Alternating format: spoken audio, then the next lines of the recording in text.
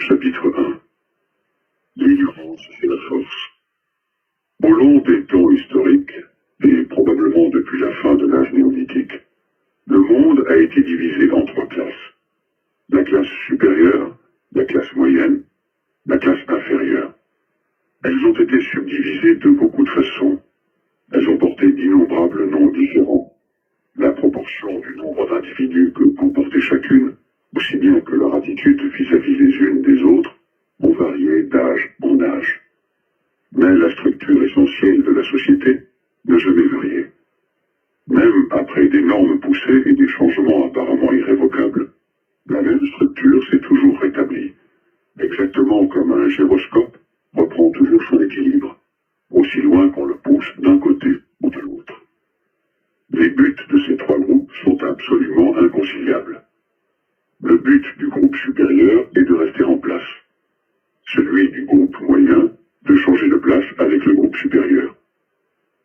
Le but du groupe inférieur, quand il en a un, car c'est une caractéristique permanente des inférieurs qui sont trop écrasés de travail pour être conscients, d'une façon autre qu'intermittente, d'autre chose que de leur vie de chaque jour, est d'abolir toute distinction et de créer une société dans laquelle tous les hommes seraient égaux.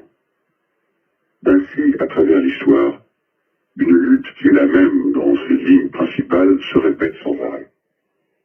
Pendant de longues périodes, la classe supérieure semble être solidement au pouvoir.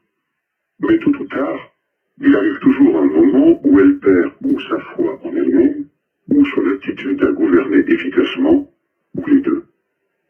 Elle est alors renversée par la classe moyenne qui enrôle à ses côtés la classe inférieure, en lui faisant croire qu'elle lutte pour la liberté et la justice. Sitôt qu'elle a atteint son objectif, la classe moyenne rejette la classe inférieure dans son ancienne servitude et devient elle-même supérieure.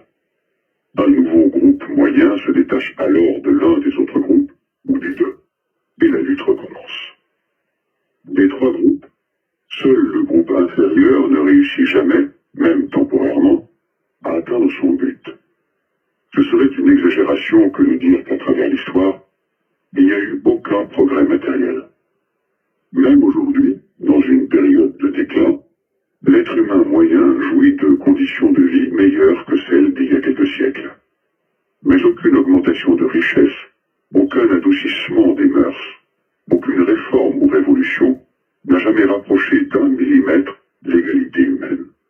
Du point de vue de la classe inférieure, aucun changement historique n'a jamais signifié beaucoup plus qu'un changement du nom des maîtres. Des écoles de penseurs apparurent alors, qui interprétèrent l'histoire comme un processus cyclique et prétendirent démontrer que l'inégalité était une loi inaltérable de la vie humaine. La classe moyenne, tant qu'elle luttait pour le pouvoir, avait toujours employé des termes tels que liberté, justice et fraternité. Chapitre 1. L'ignorance, c'est la force. Au long des temps historiques, et probablement depuis la fin de l'âge néolithique, le monde a été divisé en trois